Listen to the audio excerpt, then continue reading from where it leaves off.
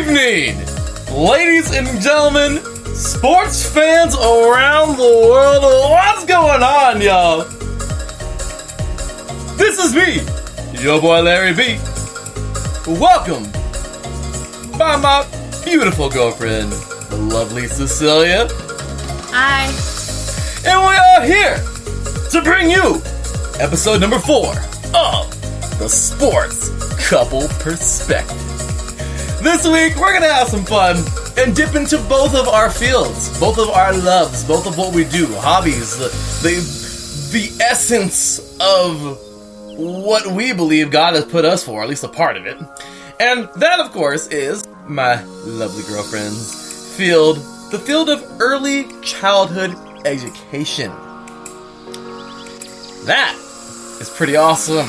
She is studying right now. She'll be graduating coming up this spring. So can we get a hand clap? She'll be graduating coming up in June with her certificate, getting ready to work in the field, doing her thing, teaching preschool. And of course, I love education as well. But you know me, I am a football guy, loving my sports. And well, tonight we're going to talk about where the two join, or if they even do join. So we'll be talking about sportsmanship, kids playing sports, particularly football. Talk about a coach in Texas that is quote-unquote the most hated coach in all of high school football. And if he really is a bad guy, we'll leave that up to you. I think it's kind of cool. Just saying. And then, of course, we'll be reviewing our movie of the week, The Little Giants. I hope y'all excited, because we're ready and back at you this week. Ready to rock and roll. You're listening to The Sports Couple Perspective, right here on IU Sports Radio, your direct feed for all that is sports.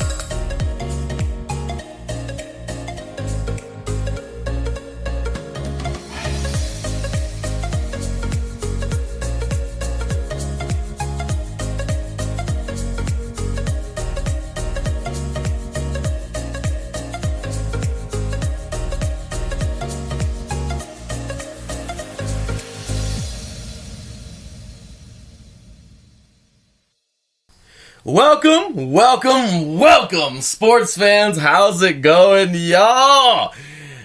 I am so excited to be here next to the gorgeous Cecilia, talking about the things we love most. Tonight, definitely, besides God, of course, the things we love, besides God and each other and our family.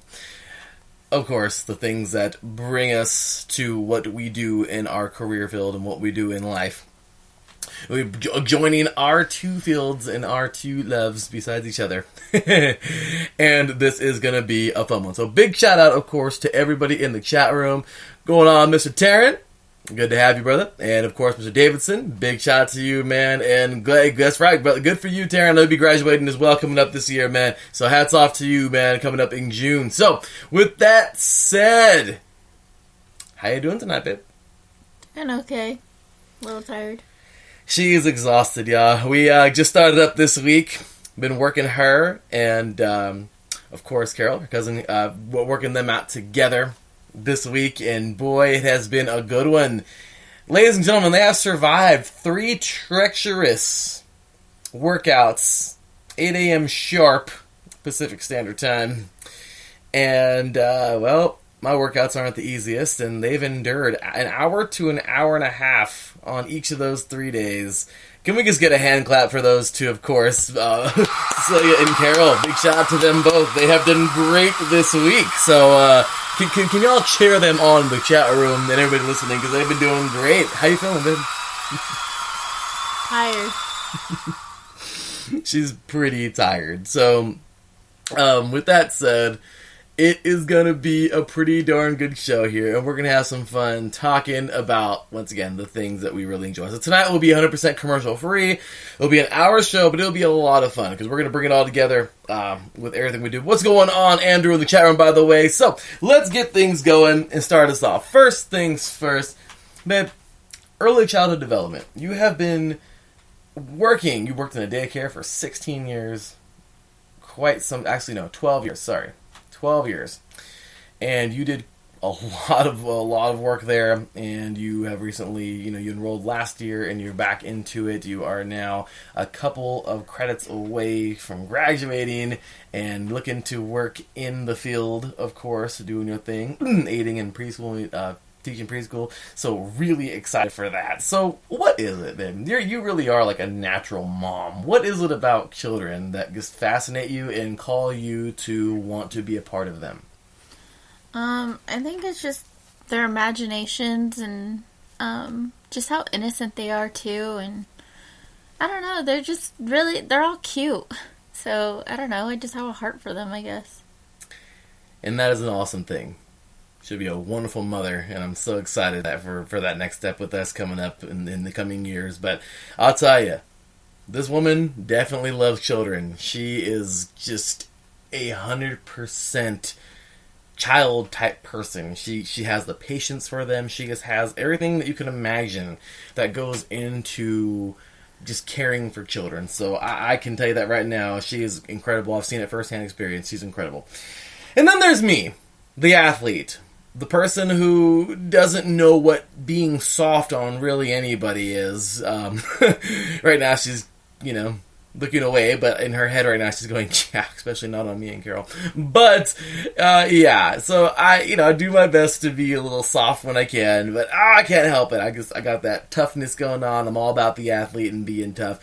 But there is one thing that I never did do, and for anybody who doesn't know my backstory, I've talked about it a couple times on Defining Moment years ago, but if you haven't been listening to that show for quite some time, I know we'll get the return of that show coming up next week, but we have here we have here a player that didn't actually play when he was younger. Of course, I didn't start playing football all the way until I was 14 years old. When I started playing, my first ever game was when I was a freshman in high school, and I went on. I'm still playing semi-pro now, and went into college and loved it. But still doing my thing, playing semi-pro, and I love playing the game. But it's just something that was ingrained in me, from when I was younger. Now, I didn't play when I was younger. I didn't play any of those Junior All-American, Micro, Pee Wee, Pop Warner, none of those. But I do know that there is a little bit of give and take in recreational sports. Everybody plays. If you pay, you play, of course, that kind of deal. But when you get to higher up levels, well, it's the best players play, and that's all there is to it. So, opening it up here now, babe, talk to us about your personal thoughts now. Children in really anything competitive. I want to know, first and foremost, what do you personally feel when it comes to children competing in any sports? And we're talking about under the age of 10. Under the age of 10? Under the age of 10. We'll start there. I think it's good for them. It makes them be active, and it gives them something to look forward to after school, maybe, or just in general. Well, I completely can see that. Now, getting a little bit older, we're talking about now getting to your teens, and, of course, the age of 18. What do you think? I think it's still good for them, too. Helps them to be active and basically stay healthy, too, and help them to stay out of trouble. Exactly, and that's my biggest thing, I gotta say, guys. Kids in sports is gigantic. Why? Because it does help keep them out of trouble.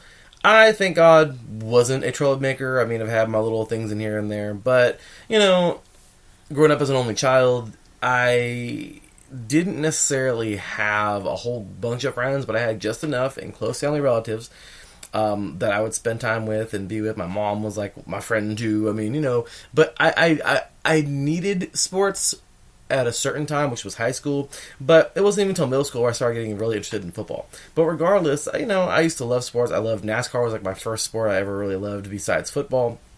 And yeah, so I gotta say, I can tell you right now though, sports, I can say really did help me out though. I went through some tough times as a teenager, and realistically, football was my therapy. Going out there and hitting my own friends, hitting, having fun, hitting other people on the field on Friday nights in high school, and continue it in college. I loved it so much. I played in college, and like I said, I'm still playing today until semi-pro, or into semi-pro. I'll tell you right now, guys, it really was therapy. Had a hard day, go hit somebody. And it was legal. So, what do you think about that aspect of me telling you that? You as an early childhood, profession, getting into that, what would you say personally to me telling you that when I was younger, it was actually therapy for me going on that field, and it kept me pretty sane? Yeah, I mean, it's one way to express yourself in different ways. But obviously you do it to a certain extent where you don't fully take it out on the other player and injure them or possibly injure yourself. But you let out a little steam to feel good. Absolutely. And I feel like that was a great way for me to, be in shape, of course, stay healthy. Because I was a little fat kid, not going to lie. I was a chunky kid. When I got to high school, though, I turned it all into muscle immediately. I remember I used to sit there and stare down at my tummy and my little man boobs when I was a child and be like, man, I'm a fat kid. And I used to always want to be one of those skinny kids. And when I got to high school, it turned into muscle fast, and before you know it, I was pretty big in a good way, and the skinny kids were having a hard time putting on muscle.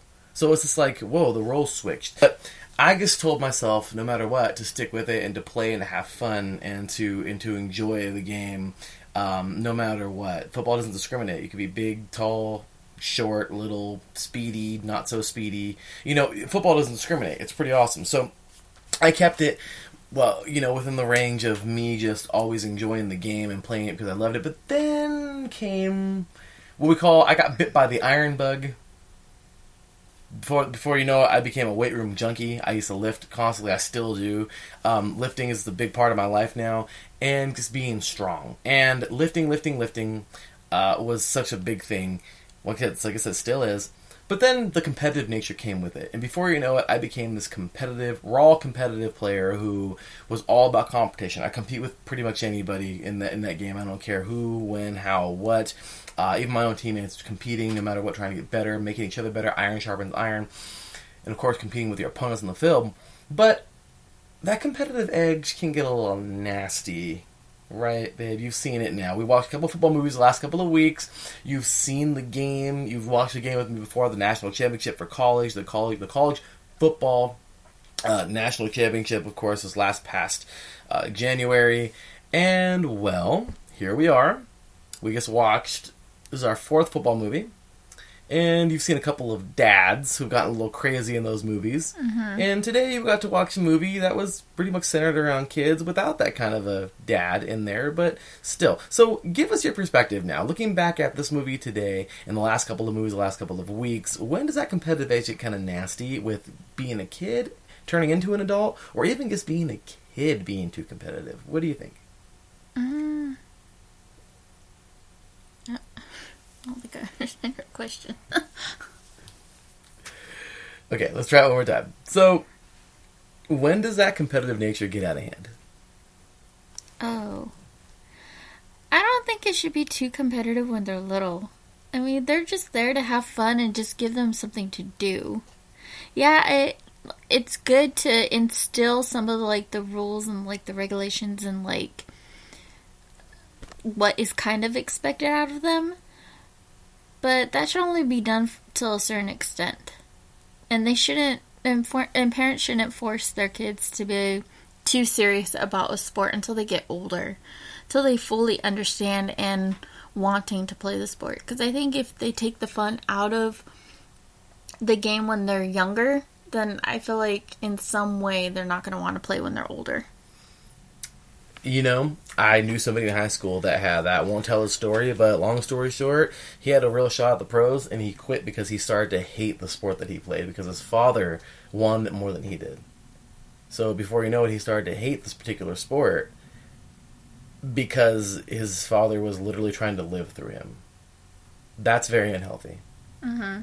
And it can lead to issues for that child growing up to be an adult. And yeah, so we see that competition. Now, I like what you said. Children and being not too competitive and playing the game, rules and regulations like you said, but don't get too competitive. Well, Isn't the game to compete, though, babe? Well, yeah, but to a certain extent. I think kids would understand it better once they're older, not really when they're younger. True. But they're just playing for fun. They just want to play just because it's something to do, something to get their minds off of things, or to keep them focused in a way. Would you agree that some of those kids actually know what competition is and they're competing to compete, and other kids don't know? Yeah, I mean, I do give them credit. I mean, some of them do have a better understanding of what sports are all about, but even then, though, they can be competitive, but just don't take it too seriously. Okay. Now, when it comes to the parents, we've seen a couple of dads in these last couple of movies. Friday Night Lights, of course, and we got to see When the Game Stands Tall. And in those movies, you know, we took a break last week from that and we watched Concussion, but this week we were back to, like, on the field. Now, seeing those two fathers, what were your first... And I just want to... Of course, I know her answer, and to anybody who's listened, we know her answer too, but looking back at those two fathers, what do you think, babe? Just about those particular parents in general. More than likely dads. It would suck to have a parent like that, not trying to be mean, but having a parent like that, and if I was in that kind of sport, I would not want to play. It'd be like the love of the game is gone, basically. And for some kids, it does take away the love of the game. And I love how you brought that up. But then there's another incident, well, not incident, but when they do get a little bit older, okay. Now, children, of course, the innocence is there. They want to play. They're enjoying it. But take a look at tonight's movie. So we're going to go ahead and like mix it up like we did last week. I thought that was pretty cool how we did that. So instead of waiting for the review and everything, we're just going to put it all together. Today's movie, of course, was a pretty awesome movie. A movie that I saw when I was a kid. It got me wanting to play football. I thought it was awesome. And a movie that I am so excited that I can share with my beautiful girlfriend Cecilia today. The Little Giants, or just Little Giants, I think it's called. This Little Giants, made in 1994. Awesome. I actually got to start doing this now and citing everything. So, yeah, directed by Dwayne Dunham. Awesome movie. Once again, 1994, about an Ohio-raised brothers, if you will. And last name O'Shea, and it was starring Kevin Ed O'Neill, of course, which is Ed O'Neill, Al Bundy, for those of you who don't know, Pig. But yeah, gotta love it, Married with Children. And then of course, Moranis was in there, Rick Moranis, and you know a couple stars there, but.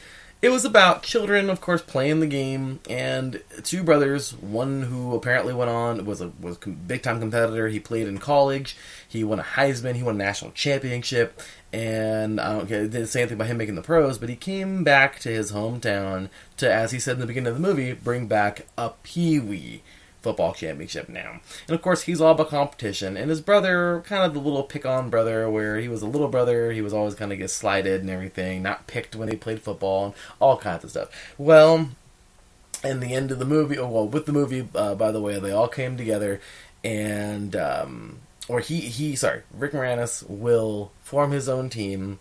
His daughter, Icebox, I think she was pretty cool when I was a kid. She was a heck of a player. And his kids are all about 9, 10, 11 years old, around there. And it's crazy to see, you know, these kids compete.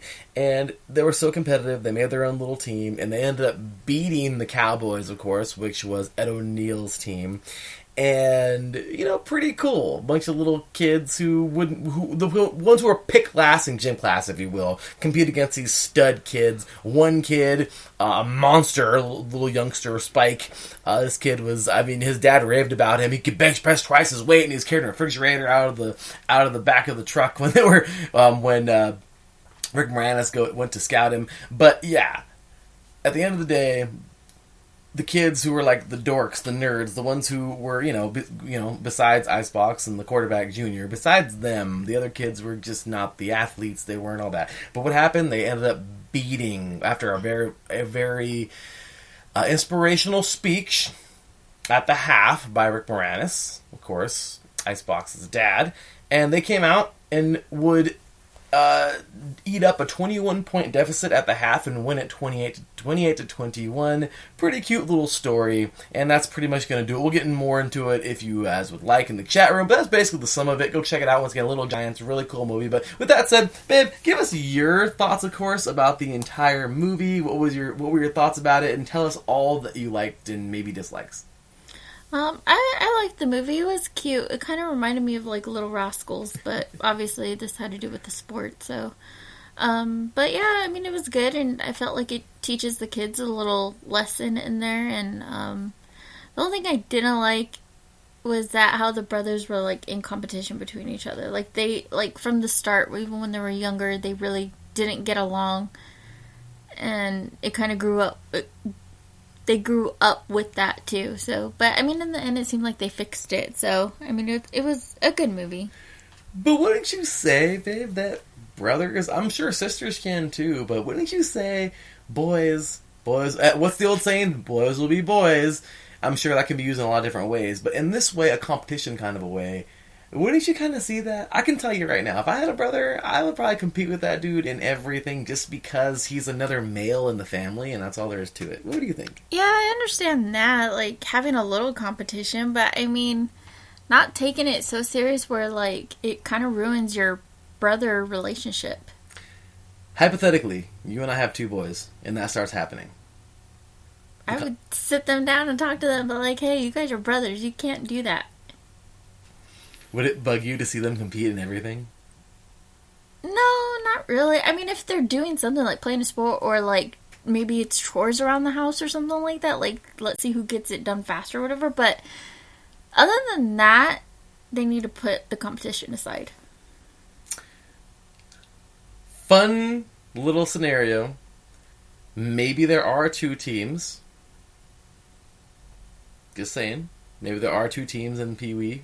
And we know wherever we end up living, and those two boys are old enough to know the difference of, competition and everything, and they're around the same age, and they want to play on opposite teams just so they can face each other, not on the same team. What would you say to that? That one would be hard. I don't know. I mean, that would suck. Because, like, you would be happy for one kid, but then kind of sad for the other. It's actually a real thing, Vivi. I don't doubt that. Well, no, but check this out. How about this? There's been a good amount of, well, at least in the last couple decades since I've been watching football, I've actually seen parents with a jersey of each in college because their sons decide to go to different colleges when they're both the same age, or even when they go to the professionals. And they're two professional teams at that point in time. You can't help. You play where you get drafted. Well, guess what?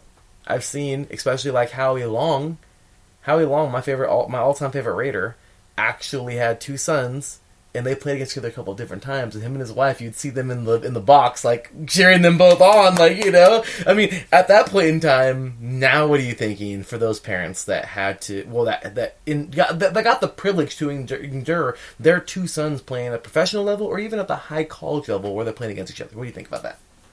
I mean, that's cool. I mean, at least their parents are still supporting, one another. They probably switch off jerseys for every game or something that the siblings play at or that their kids play at. But, I mean, that's cool. I mean, I think they understand it. I think you just have to walk in their shoes to understand, because it's not like you're not supporting one more than the other. You're supporting them both equally. Agreed. Now, it's just in different ways. Agreed. Now, would you say that the O'Shea brothers in The Little Giants, we never saw their parents one time. We just saw two really competitive brothers. Mm-hmm. Now, I want to go into your field, babe. I really do. Early childhood education is a trip. Ladies and gentlemen, these classes are crazy. I'm over here looking at her textbook and the stuff she tells me and the stuff she reads and learns. It's incredible. Like, it's a different world to think. It really is, it's not guys. that like, crazy. No, because you wouldn't think that there's so much that goes into raising children. Well, of course, raising children, but teaching children when they're not your kids. Of course, when they are your kids too, but, like, I'm telling you, this woman right here is going to be an amazing teacher. She already is, and I'm so excited and happy for her future in this career. And I'm so happy to be a part of it, just to be right here with her the whole time. So, babe, what would you think, okay, This is kind of like one of those questions like in math where you have to find like what they call applications where you have to find like rate times distance or whatever, all that craziness, rate, whatever. Well, the same thing. We're going to leave out a piece. If you had to say right now, well, I'm going to ask you, what do you think their parents were like? We never saw the parents one time. Do you think their parents, what kind of parents do you think were the parents to the O'Shea brothers? To where one was kind of the little peon, picked on kid. The other one was like the big star athlete and had everything. What do you really think those parents were like? Do you think they were nurturing and caring for both kids? Did they favored one? Do you think one just fell behind? What do you think? I don't know. I mean, thankfully this is just a movie, so. I don't know. I mean, I'm pretty sure they did nurture them, loved them both, but I kind of get the feeling like they probably favored the other son more than, the one who got picked on or was the outcast kind of thing. But the football star. Yeah. But yeah. And he was the older brother? Mm-hmm, the football star was, right? Yes, yeah. Ed O'Neill. Do you think that's common, babe? That the oldest always seems to get favored. What about that crazy middle child thing where the middle child is for some reason like the one that always ends up? They're not the youngest, they're not the oldest. They're just the one that kind of ends up being like a floater. Like we've heard about that before. You and I talked about that before. Like the middle child. Oh no, like there's that weird. What do you got to say about that? I mean, I kind of believe it, but I mean at the same time, I think parents can change that. It's not necessarily a thing that they all have to follow by. I think it's just however the parents were raised is more like how they're going to raise their children. And I think that is absolutely 100% accurate, guys, because that's exactly, I mean, once again, Cecilia and I have all these awesome discussions with her school, and I think we've seen some of that. So, by the way, let's dip in the chat room real quick. And my bad, Taryn. He says, I missed seeing you guys in the chat room on the SoCal Supreme Sports Show, which came on before this show tonight. Sorry about that, Taryn. He says, I was hoping to see you so I can sing my praise to Cal Baptist men's basketball. Kudos to you, Cecilia, when it comes to kids, by the way. So he says, Thank you. Bets what's going on. And Lance, gotta say, man, big ups to my CVU Lancers doing their thing. Also, Terrence says, at the end of the day, it's only a game, and games are supposed to be fun. Exactly. Whether it's football, volleyball, or even shoots and ladders. Mm-hmm. Terrence says, and I do love me some shoots and ladders. Maybe we should go get shoots and ladders.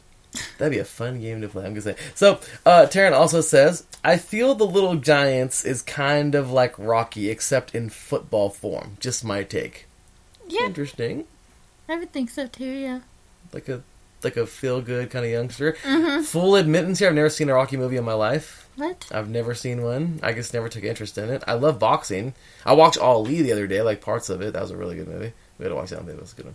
But, yeah, I never really... That's crazy. I know, crazy, right? I'm not really a sports person, but yet I watched at least one of the Rocky movies. Okay, well, see, we gotta watch it. Maybe you gotta introduce me to that, see? But Terrence says, I feel the Little Giants is... Oh, sorry. I was competitive... Oh! Look this out. And by the way, big ups to Justin Rodriguez. He comes on with Taryn every now and then for his show, the older brother of Taryn. He's our age. He's pretty cool. He's around. Taryn's 2 years younger than us. So, but Taryn says here, I was competitive like that with my brother as well. Competitive and wanted to be different. What do you think about that? He's a younger brother, and his brother, of course, older. He said before he's about 6'5". Mm-hmm. Taryn's 6'1" or 6 foot around there. So as you can, tall. They're tall people. I know. Those darn what do you call it? CDM kids, Corona Del Mar kids over there in the Huntington Beach area, Newport Beach. Sorry, Taryn. But yeah. But what do you think about that? There's two boys right here. A good example. Two boys. He said he was competitive with his brother and he wanted to be different. What do you think about that? I mean, like I said, I think that's normal. I mean, that's cool. I mean, if it worked for them, that's good.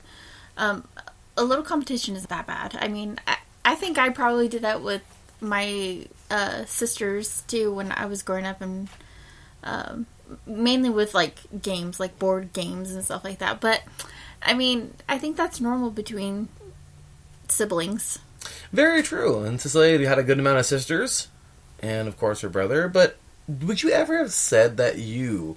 I mean, I talked about me earlier as an only child, but would you ever say as you with the complete opposite of me with a whole bunch of siblings, did you ever, besides board games, outside of the house, did you ever really see yourself competing with any of your siblings for anything? Or No, because if we play, like, even if we would play sports just for fun with the family, my mindset was more of, let's just have fun, whoever wins, but in reality, we weren't really keeping track of who wins or whatever, but no, when I know that I'm playing for fun, I'm not competitive at all.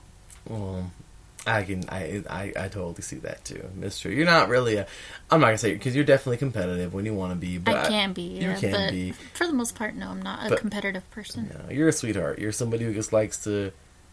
You're a preschool teacher. You're a loving, compassionate, caring person. That's it. And it's funny because you're like that. Like you can see that with everything you do, and it's awesome. That's what I'm saying. You have that beautiful touch of like that awesome teacherness. That's what I'm saying. You're gonna do great. And Taryn even says here in the chat room, Cecilia is going to be an amazing, in all capital letters, teacher. I'm certain of it. Thank you, Taryn. I appreciate that. Pretty cool, right? Thank you, Taryn. We appreciate you, brother. But with that said, okay, babe. So.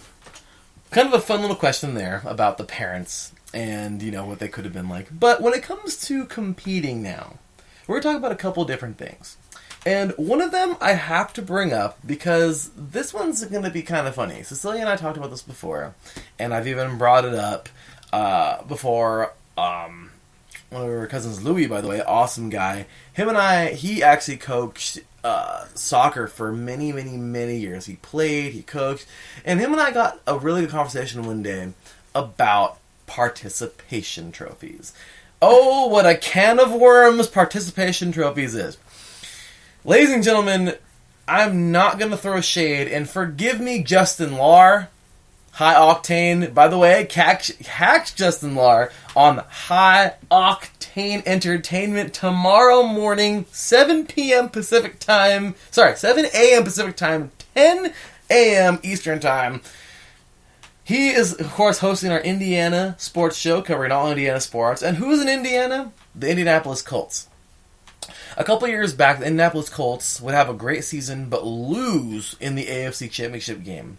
Babe, you and I talked about this before. Of course, Louis and I talked about this before. But if you don't remember, that's okay. But did I tell you what the Colts did that year after they lost in the AFC Championship game? Remember the games a couple weeks ago where it was down to 4 teams and the 2 winners played the Super Bowl? Mm-hmm. Last weekend? Yeah. Well, the Colts lost that game in the AFC that year. I don't know if it was to the Patriots, I forgot. But you know what they did after they lost that game? What? They hung a banner. Usually, if you win a Super Bowl, you hang a banner. Or if you win the AFC Championship, you hang a banner. They lost and they hung a banner. You want to know what that banner said? What? Once again, it's the AFC Championship. We have the AFC and the NFC, the 2 conferences, and the winners play each other in the Super Bowl. Well, they lost in the AFC Championship. And you know what that banner said, babe? It said 2000 and whatever it was. AFC runner-ups? Runner-ups. Who would be proud of being a runner-up? 2000 and whatever AFC runners-up or runner-up. They didn't win the title in the AFC to go Super Bowl. They just were trying to be proud of making it all the way to that game because it was one game for the Super Bowl. Okay. To me, I thought this is ridiculous. Okay, even that could be looked at when it comes to youngsters. Okay, making it that far and losing. But these are grown men with a professional coaching staff, and they hung a freaking banner that said AFC champion or AFC runner-ups for that year. Now, let's take that same concept and go to children. Participation trophies. Participation trophies, in my opinion, I'm going to get slapped everybody right now, just in case if we have a slap sound effect. We don't have one, but you might hear Cecilia's hand on my actual face. I think participation is the stupidest thing ever made. Why are you... I don't care if they're 5, 6, 7, 8, 9, 10 years old. As parents, okay, Cecilia and I have a son, sons, a daughter, daughters, and they play on a team and they don't do that well, or maybe they make it all the way to the championship game and they lose. As parents, we will support them and reward them I have no problem with that. Take them out to awesome dinner, pizza, steaks, whatever, ice cream, whatever it is, and reward them for great athleticism. But the league, and trying hard and giving it your all, but the league giving those kids 10th place trophies and whatever place trophies, you lost. You shouldn't get any. The only people who get the trophy are the ones who win. And if you lose, I don't care where you go, all the way to the championship, and you lose, learn how to lose and come back next year even stronger. Now, that's my perspective. Now, you're going to hear the complete opposite perspective, I'm sure, here. We talked about this before. Cecilia had a couple points of me that she agreed with, but I want to hear it, babe. Now that you heard my whole spiel on that, participation trophies with the youngsters. I would have to disagree. Just because, I mean, the little kids need that little, like, satisfaction, like, hey, you know, I finished the season, I did somewhat good. I mean, they did good if they, you know, made it to however far they go on the leagues. But, yeah, I mean, but for the most part, some teams do actually give trophies out to players who, like, have improved on their skill or something like that, or who have improved on something in the sport, which are really good. But for the most part, I feel like... But I saw in the comments right now, I think it's Daryl. Who says... Daryl Kinsey Jr. Yeah, I liked what he said too, though. He said the problem is they have to make the trophies for the parents more than the kids. Which I kind of agree for that, too, because you put some money in there, too. Because they do fundraisers as well, and I think parents just want to see some little satisfaction for their kids playing the sport. Parents, if you guys are the ones who make this, you're the problem. You are the problem, and you should be punched in the gut for this. I'm sorry. But you are the issue that is making weak Americans weak people. I'm so Not sorry. true. No, because I'll tell you what. People can bet on things like bet. I hate gambling. Cecilia knows this. She's not a fan of gambling either. But I can't stand gambling. To me, gambling is disgusting. The biggest gambling I'll ever do is play fantasy football. And if I lose that $20 or whatever it is I put in, I lost it. Whatever. To me, gambling is way worse. Okay, I'd rather spend my money.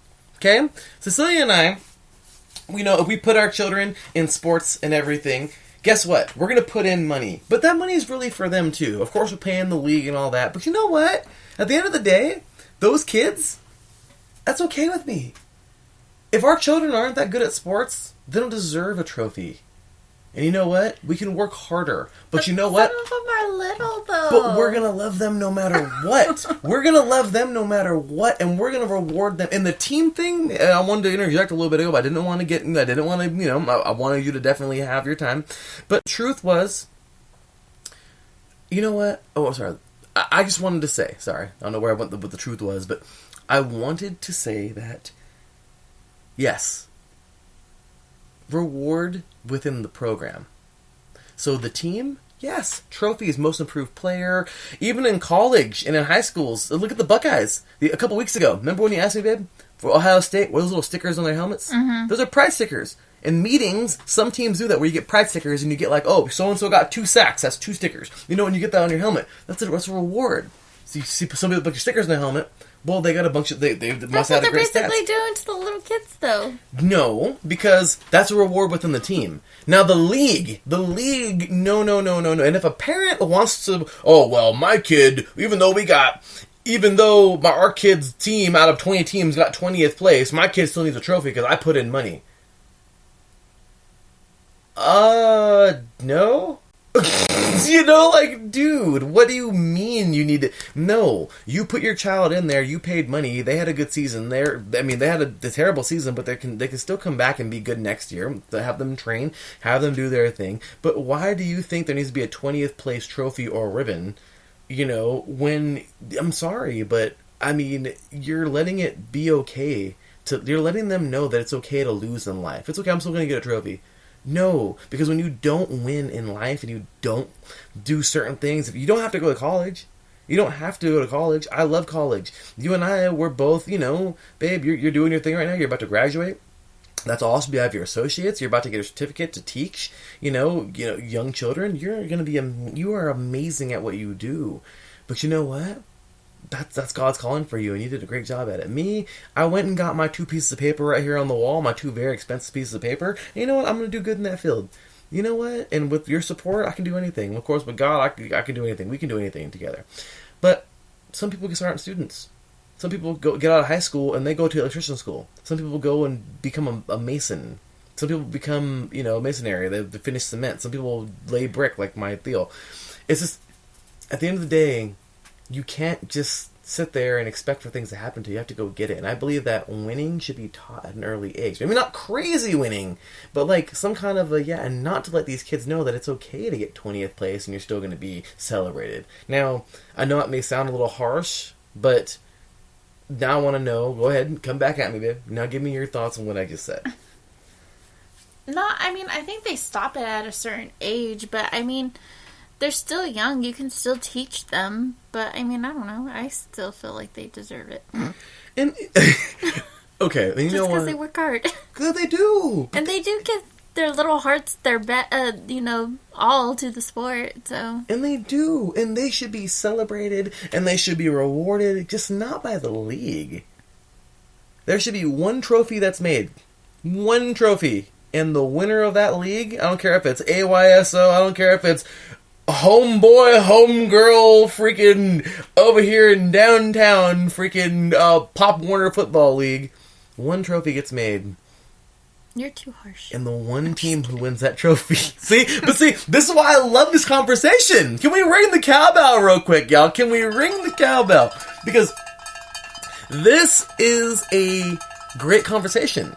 Because on one side, we have somebody who, this is their field.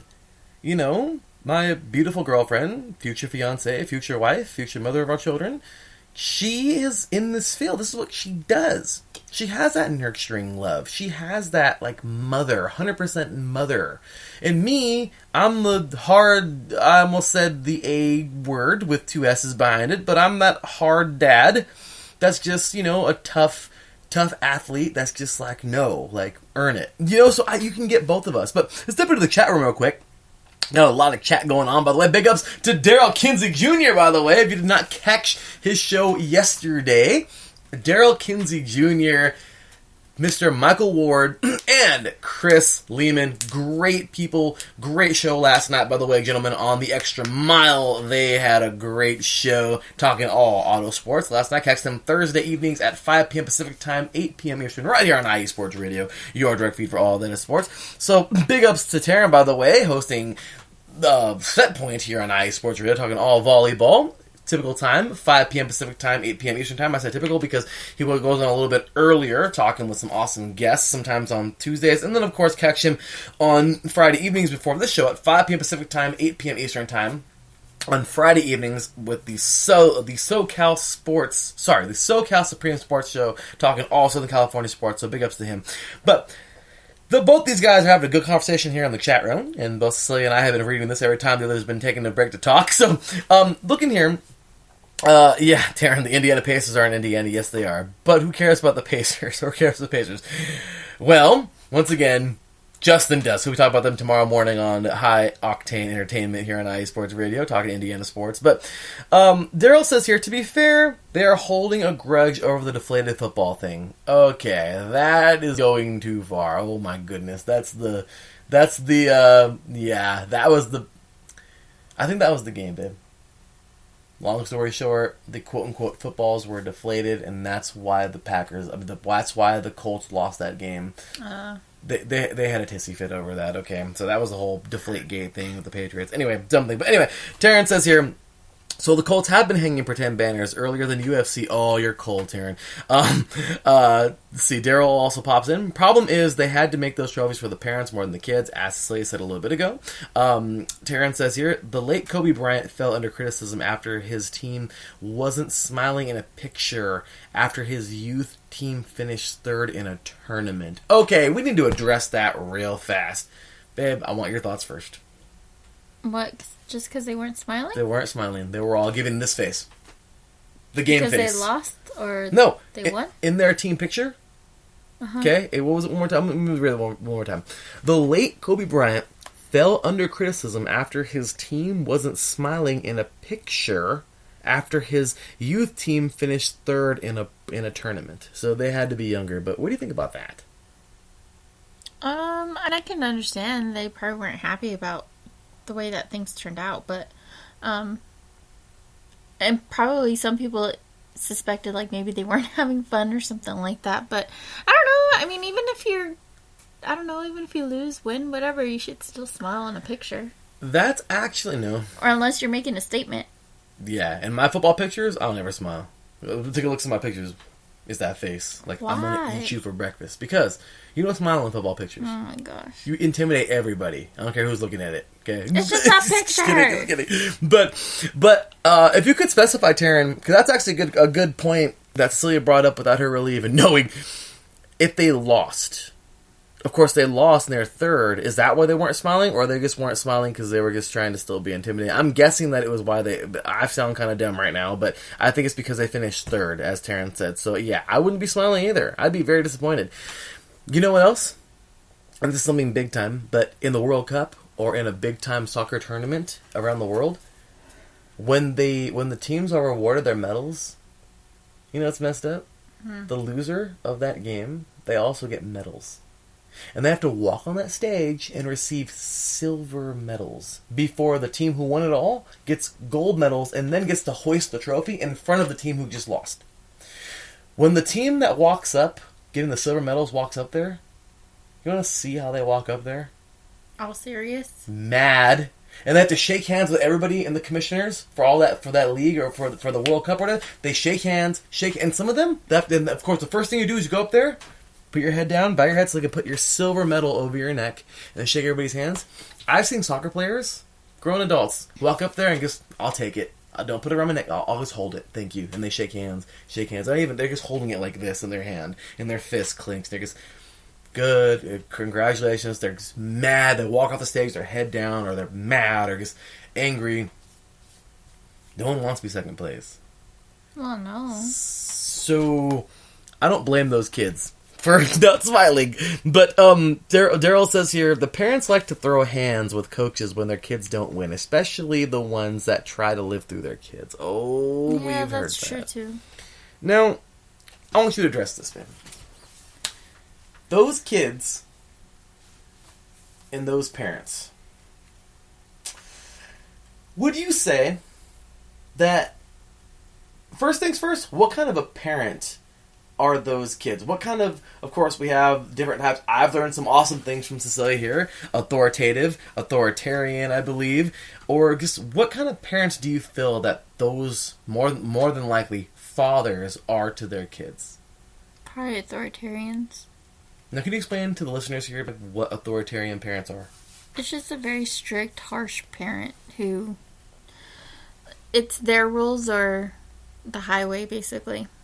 Their way or the highway. There's no room for them to speak. And you feel for those kids. Yeah. Because if they don't do what their parents want, I mean, this is going to be kind of harsh, but they might not get dinner, okay? Then they're basically like a disgrace to the family, basically. Exactly. And that's tough. That's very tough. But when it comes to those parents that like to throw hands, as Daryl said, quote unquote, throw hands with coaches, when the kids don't win, realistically, we can talk about Louis, of course, here, because he's a great example. The man coached soccer for many years, and he even told me a story. Well, he was telling me stories about when like parents get like that. And it's funny because he says it all the time. Like, he loves to ignore the parents. And he says he doesn't even yell because he does all the training during practice. All the training, he says, they do during practice. And in the game, he yells 3 things. Run. I forgot what they were, but run, pass, and kick, or whatever it is. He says 3 things in a game, and that's it. And then some parents want to get all crazy with them because they might have lost or whatever. What do you say to those parents that want to really honestly get crazy with coaches for a game between kids who are between the ages of 5 and 10, really? I would just tell parents to back down, especially for them being that young, just to let them enjoy the game. They'll get the hang of, being competitive and understanding the rules and regulations if they continue to love the sport and grow up with it. Then they'll understand it all, and then maybe the parents can be not even a little harsh, but there to support them and maybe give them a little tips if they want. But I mean, let the coaches do their job. That's what they're there for. Agreed. They don't hire the parents to do the coaching. So now let's say you were an athlete, Bib, and you went to college. You played just like how I did, and then like how I did last year, coaching varsity football. Let's say you were coaching, and parents try to come down on you. First of all, that wouldn't fly with me. But what would your take on those parents be if you were coaching like youngsters, little kids? What would be your response to those parents that came on over and said, "Coach, you don't know what you're doing," or "You need to use my kid more. My daughter is better than those other girls, and you don't even put her in, and this, and that, and we lost. Your call sucks," and whatever. What are you really saying to those parents? I would think during the game, I would just try to get to them, because obviously when someone is heated, then there's no way that they're going to listen to you. The only way that they're going to listen to you is once they're calm and they breathe. But I think in that moment, I'd probably just be like, okay, whatever, just to make them be quiet. Mm-hmm. And then I think once the game is done, I'd probably have a meeting with the parents and be like, this is my job. Like, I'm the one. I understand you guys take them to practice. You guys probably watch and everything like that. But then again, you guys have all these other distractions with your phones, or, you're talking to other parents, so you don't fully, keep an eye on practice. And I'm watching your kids individually, so I know what their skill sets are and what they can and cannot do. So let me do my job and coach your kids. There you go. And if you don't like it, put them on another team. Exactly. I mean, and that's exactly what I would tell them. Wonderfully said, babe. We could get the applause button real quick and ring the cowbell too. I'm just saying, good job, babe. Hey, I think that's the best way to handle it. These kids sometimes, these parents get a little too crazy. And it's true. I think that's exactly what I would say. Look, you let me do my job. Alright? And if you don't like it, then take them somewhere else. Mm-hmm. But you know what? Let me do my job. So, good stuff there. Terrence is here in the chat room. Pizza parties or any of those participation parties are fine for kids, but not for grown teens / adults. No, yeah, and that's where I can agree with that, is that, yeah, teenagers should understand by now that, you don't get awards for being last. But you should understand, too, that it's not all about always winning. It's just more about, improving. Babe. And, yeah. The great Vince Lombardi once said, if winning wasn't everything, then why do we keep score? I know you've said that before. Just idiot. No, and I believe there is a cutoff age. Daryl actually says a good age in here, which I think we can agree with this right now. But it's true. There are those certain parts. But at the same exact time, it's true. For instance, we watched an amazing movie that we reviewed. If you want to go back to any of these, go, by the way, iSportsRadio.com, the show reel, of course. Check out the show reel here on Spreaker.com, of course, wherever podcasts are available. But we watched a great movie a couple weeks ago, When the Game Stands Tall, about the streak of De La Salle. Mm-hmm. That lasted from 92, I think, all the way to 2004. And when they lost that game to that team in Washington, okay, I don't know if that was the real name of the school, Bellevue, or not, but when he told them, when the coach, I forget his name always, the shorter coach, Edmund, mm-hmm. or Edel, or I forgot his name, but great coach. Remember what he said, babe? And we both were like, that's a great thing to tell those kids. Because he says, you guys are always going to get asked after this game, what happened? You guys lost the streak. He says, you know what you're going to tell them? You lost a high school football game to a team that played better than you. Yeah. Because that's what football is. Mm-hmm. It's high school football at that. And you lost to a team that was better than you, and it was a high school football game. I mean, can you not agree with him more, babe? Yeah. Said the right thing. We loved the game. Myself personally, I remember when we watched our very first episode, when we watched Friday Night Lights, and Cecilia was like, "Oh my gosh, the whole city closes down. Like everyone goes to these games. The crowds look like NFL crowds." You better believe it. That's Texas football. That's pretty big. And yes, football is life. But at the same exact time, you got to know how far football being life is. I think that's a great place to put it.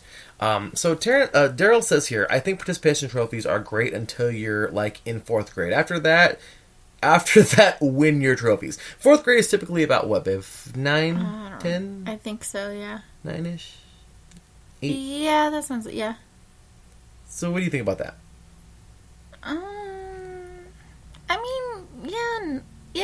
I guess that is a kind of a decent age to start teaching them. I think that's a pretty good age as well. So good stuff there. Good stuff there, Daryl. Daryl says, sports parents can be the worst. Yeah, I wouldn't doubt that. I agree. He says, y'all are cute, by the way. Thanks. Thank you, Daryl. You and your girlfriend should do a podcast, Daryl. Just saying. I know. They're awesome. So that'll be pretty cool. But Daryl says here, when they're too tiny to actually run plays, I get it. You know what? He's got a point. Mm-hmm. If you had a bunch of 5, 6, 7-year-old kids out there doing their thing, trying their best, doing their, I can see that too. So agreed. Let's see here. Darren, set point is back to his regular time, Tuesdays at 5 p.m. Pacific time, 8 p.m. Eastern, by the way, everybody. Catch our volleyball show here, hosted by the awesome Mr. Taryn Rodriguez, the hardest working man at iSports Radio, as I will always say next to Daryl. Darren says, no one cares on if football were deflated. Patriots still would have beaten the Colts. He's still on that, but I agree. Daryl, I thought that was 4th. Yeah, okay, I think I think they talked about the age thing, but Taryn, I could have sworn it was 3rd. Either way, it's consolation prize to talk about grades. So no one smiles in sports pictures. Yes. Oh, okay. Yes, Daryl. Yes. Taryn, okay, it was 4th place, not 3rd. I'm sorry, y'all. Okay, so 4th place. So Daryl has 2 back-to-back comments here. He says, yeah, the Olympics is cold-blooded with the silver medals. They do that. I know. Silver medals, like cold-blooded. Well, yeah, they do it for, what's the other one? They have the gold, silver, and bronze. I wouldn't want either of the others. If I'm not getting gold, I don't want a medal. Even though I did get a bronze, it's in my drawer right now, or over here somewhere. So darn it, I can't say that. But it's true. I guess it is kind of an accomplishment. It's just tradition. Is just what we can't break that thing. You're right. I agree. So it's not that. Yes, it's bad because obviously you're in 3rd or you're in 2nd. But still, I don't know. To me, to be honest, I would still be happy for getting an award. Babe's like, I still got a medal. That means something. That means something. I still made out in the top 3, okay? Right. I competed against 12 people, and I got in the top 3. That's a good accomplishment. Especially if they can be competing, training as hard as you, and you got in the top 3. So I can see that. No, I agree. So, Daryl says here, the only folks happy in the medals is the gold and bronze, because they technically won those. Gold and bronze? Isn't bronze 3rd? Yeah, because I think when it comes... Well, in soccer, I can say that. Because soccer is actually a 3rd place game. In the World Cup, is a 3rd place game. And then you at least earn those bronze. Silver, you lost, but you still got a medal. So they have it switched around? Where they have silver as basically being last and the bronze being 2nd? No. It's 2nd is still silver and 3rd is still bronze. But... in the, I don't know, in the Olympics, I'm not sure, but, how that would work. But I know, for sure, I know that there's 1st, 2nd, 3rd, of course, in the competition. But I don't know if Daryl's talking about in soccer or not, but in soccer, they have a 3rd place game. In the World Cup, if you're eliminated, they have, the Final Four game, and the 2 teams who lose play each other in a 3rd place game, and then the 2 winners go on to play each other in the World Cup. And then this 3rd place team, they get bronze medals, and then these 2 play, and then the winner gets gold, and the loser gets silver. So it's still 1st, 2nd, 3rd, but at least with the bronze, you had to beat somebody to get the bronze medal. And the silver, you lost, but you're still winning a medal, but you're runner-up. Oh. Get it? So, yeah, that's still kicking the... I think that's interesting how they do that for soccer. Crazy, yeah. That's crazy. But okay, Terrence says, so a couple more comments here. Terrence says, parents are not coaches. They should be keeping their comments to themselves and enjoying the game. Exactly. I agree with that. We both agree with that. So Terrence says, some of my friends that are coaches have to deal with that in volleyball. I couldn't imagine that happening with me, which is why I don't want to be a head coach. Yeah, I feel like that takes on a lot of stress. Would you... From everyone. Even if you were an athlete, would you want to take on that role of being a head coach? Probably not. I think a lot of those parents who get all crazy, I think they're the ones who are competitive. And I think that's why they take the game so seriously, is because they think that they know it all. I agree. So, Terrence is here. The worst parents are helicopter parents in sports. Yeah, the ones who hover over their kids. I agree. So, by the way, big ups to Daryl. Man, I just realized it's midnight on the East Coast over there, and he's still listening. So, speaking of crazy hours, I will be helping call the Rolex 24 coming up this Sunday. Of course, into Sunday. Of course, the race is 24 hours, starting at 12:30 p.m. Pacific Standard Time, 3 p.m. Eastern Time.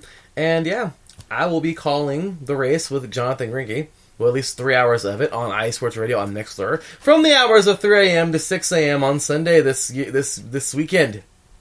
Yeah, I'll be up at a crazy hour too. Better get the coffee. But check that, of course, it's coming up weekend on Mixlr, on the Mixlr family of networks. Big ups to, of course, Ultimate Sports Radio, USRN, and WSR Wellington Sports Radio. Awesome people there. And, of course, iSports Radio here. So, with that said, in closing, because that's going to do it for tonight's show, y'all, but we saw a little bit more. Overall, time to wrap it up. But this has been a fun discussion. Mm-hmm. What are the main takeaways from tonight's discussion, babe? I don't know. I mean, I guess not to be too competitive. Competitive is good, but don't go overboard with it. And leave your kids alone. Let them play for fun. Let them enjoy the sport, whatever sport it may be.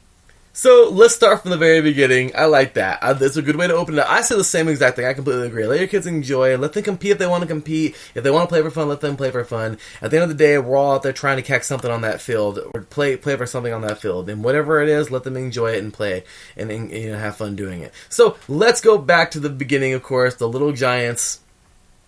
Your thoughts on the movie. I know you got the thoughts on the movie, but I want your final thoughts, babe. Final thoughts on the movie. Would you recommend that movie as you did the last three? And if you would like to, please give that movie a grade, babe. Yeah, I mean, it's cute. You get to watch the little kids play. I thought it was a good movie. I would give it, I don't know. I liked it. I'll give it an A. She gave an A, everybody! She likes giving A's. This is her 4th A out of 4 movies. Yay! The one you gave an A+ was when the game stands tall. Mm-hmm. That's the only A+ you've given. No, I thought I gave an A+ to Concussion too. You did, because it was so informative. Yes. You did an A+ to Concussion. That was a good one. So no plus for this one. No plus. No. What kept it from getting a plus? I think it's just because I have nothing. Obviously, I have nothing against little kids. I don't know. I think it's just because it's little kids, so it's cute and everything. But yeah, I think the sport just wasn't seriously taken more like. I would have thought you would have given that an A+ because you love kids. This is your field. I loved the movie. It's cute. If you want to, a little laugh and cute and everything, then that's the movie for it. Surprise of the day, everybody. I want to throw this one out there, y'all. This was the surprise of the night. There was a scene, of course, where Becky, the Icebox O'Shea, starts falling for the quarterback, Junior. And what happens? She wants to be a little girly girl, and she becomes a cheerleader.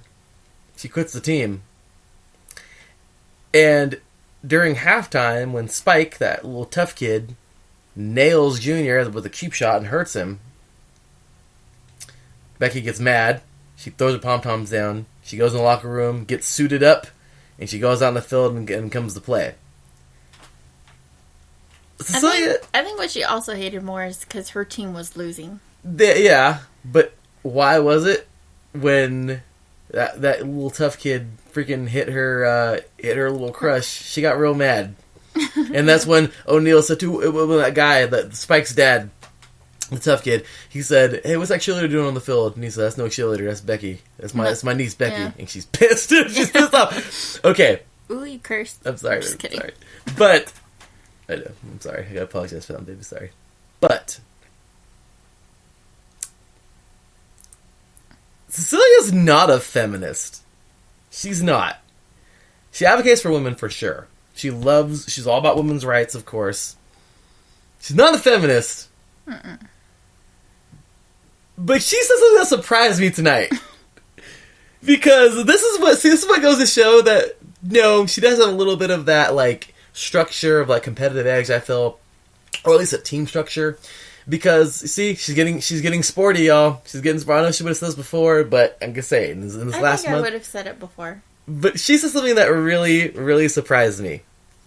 I thought she was, like, going to be girl power. Like, oh, yeah, that's right. The girl's going to get out there and kick some butt. No.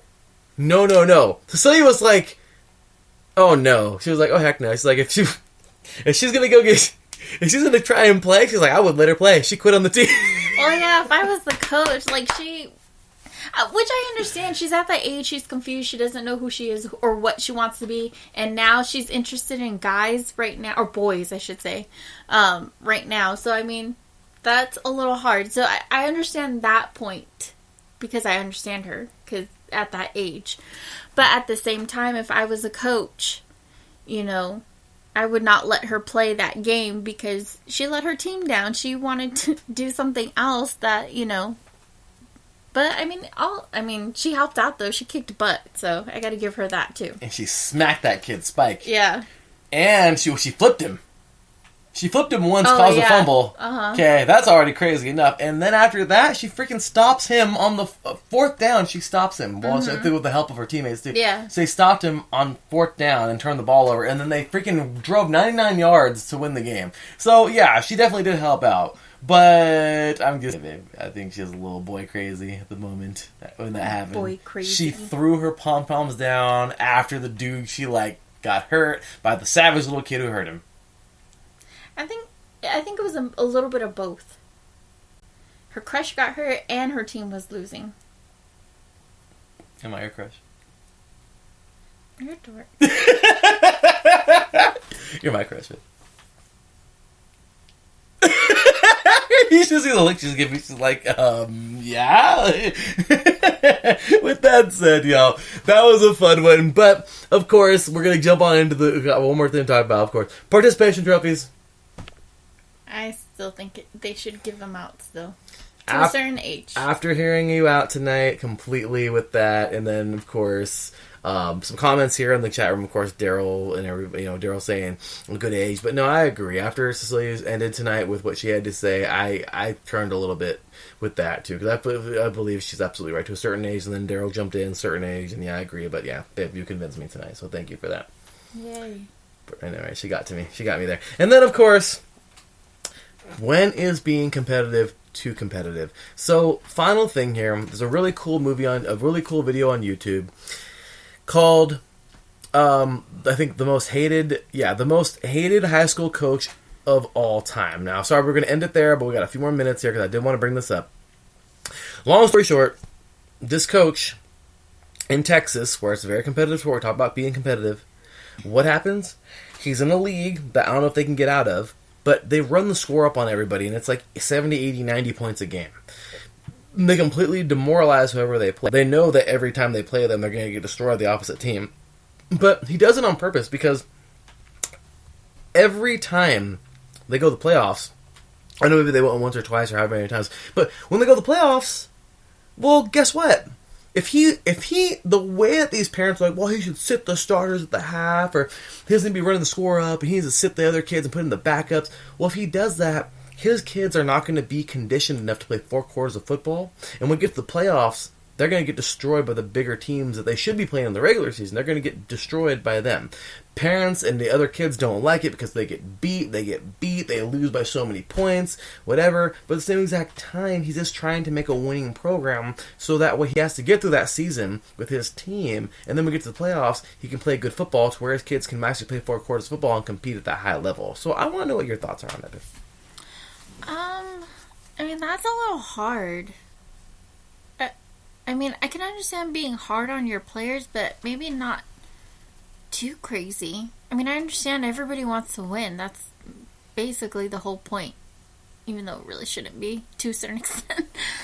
But, I don't know. But, I guess I can understand it too, because, he's teaching them at somewhat an early age, because especially if they, want to play in college, college is just going to be even more brutal. I think in a way, in his mindset, he's preparing them for when they go to college. At least they already know what they're kind of getting themselves into. Agreed. And instead of those other coaches and parents and players complaining and whining and crying about losing and getting beat that much by that team, why don't they train harder and try to give them a game and be the team that knocks them off in the regular season? Instead of getting beat by 70 points, work hard, circle that game on your calendar every single year and say, you know what, we're gonna go out there and we're gonna be the team and knock that team off. And if anything, that big bad team that's coached by, as Terrence is here, he saw that. Terrence said, I saw that video too. They call him Halftime Hitler. Yeah, well, of course. But guess what? Why not? If I'm playing on a little school, you know what? No, I want them next year. Nuh-uh. Not again. I want that. I can't. But that is, if that's the only game we win all year, I want to be that game to bring them down. And you know what? That team, that big bad team, would probably appreciate it. Because even if they lost, I mean, of course that would suck. But even if they barely won that game, that's a heck of a game. That's competition. That made them work. They made them earn that win. And if they lost, well, they lost. They earned the loss, I guess. But, I mean, realistically, babe, I don't think this coach is in the wrong.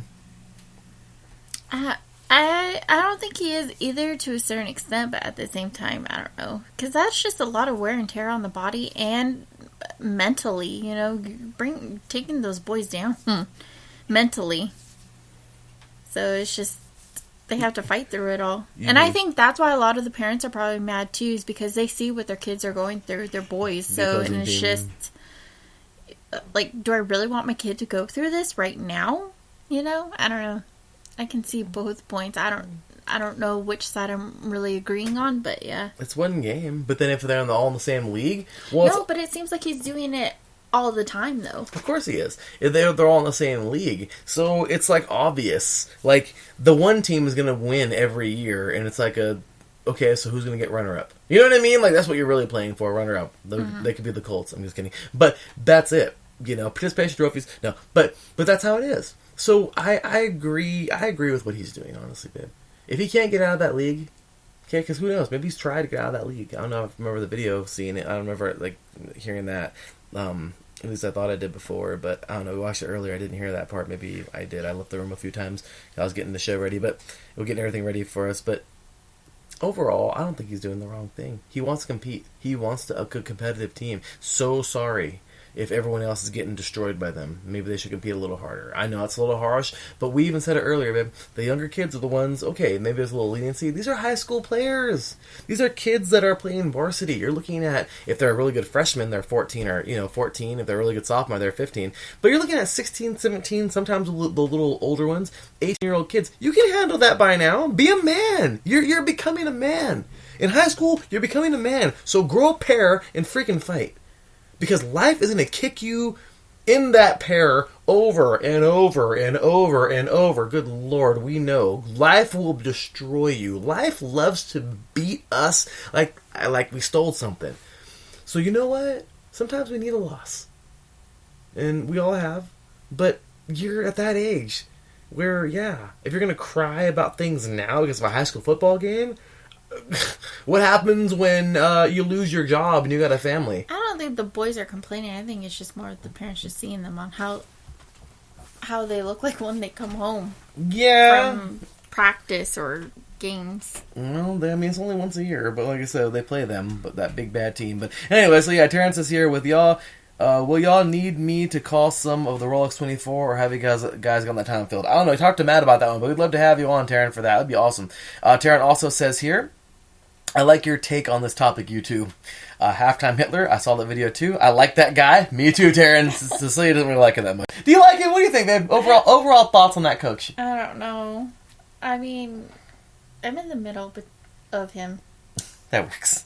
So, Taryn says here, either way, either you're with him or you're against him. Yeah. No in between. Send your kids to modern. I would be the in between. You would. Terrence says, send your kids to modern day if you don't like it. Modern day, of course, is and St. John Bosco, the two number 1 and 2 school in the country, and they're both within a couple miles of each other. One's in Cerritos and one's in freaking Santa Ana, and those are the 2 best schools in the country. The country.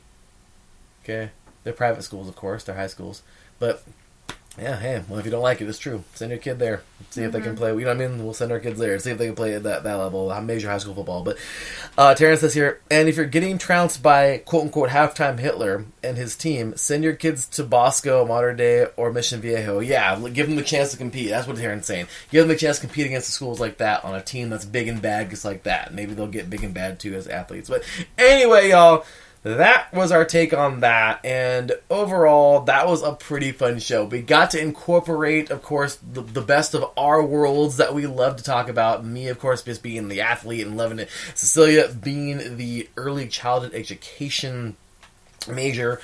It's really cool we got to combine that. What do you think about tonight's show, man? Was that the funnest one yet, or do you think you have a favorite so far on those first 4? No, I think they're all fun. I think they're all equal.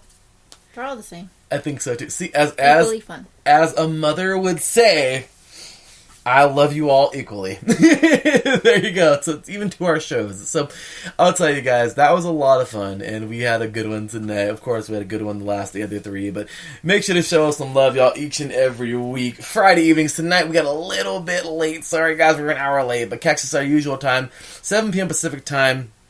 10 p.m. Eastern Time, man. Or if you can action the podcast, we appreciate y'all for tuning in. But I gotta, of course, do some housekeeping real quick. I would do this at the beginning of the show. My apologies. But check out Legacy Financial, y'all. Last year was a tough year. However, staying positive, keeping your faith, and continuing to work hard is the goal. If you're in a financial struggle at the moment and you need some help, if you're doing well and you want to get to the next level, either way, give them a call. Also, if you're looking for a new opportunity to work for yourself and earn more money part-time, give them a call. Call AO at 510-928-2104. Once again, that is, call AO at 510-928-2104 to book your appointment today. Andrew and AO are just 2 people on a mission to help families build a legacy. So you can catch them on Twitter at legacy underscore uncut, and Instagram at sims_uncut. Also, big shout out to our sponsors. Well, they are our sponsors as well, Legacy Financial. Big shout out to our other sponsors, Mom is Always Right Media. Are you feeling overwhelmed with schoolwork? Those essays keeping you up at night? Don't lose sleep. Just pick up the phone. Mom is Always Right Writing Agency will give you quality essays and they always make their deadlines. Sleep soundly knowing they are on the job. For more information, call 626-653-3649. Once again, that is at 626-653-3649.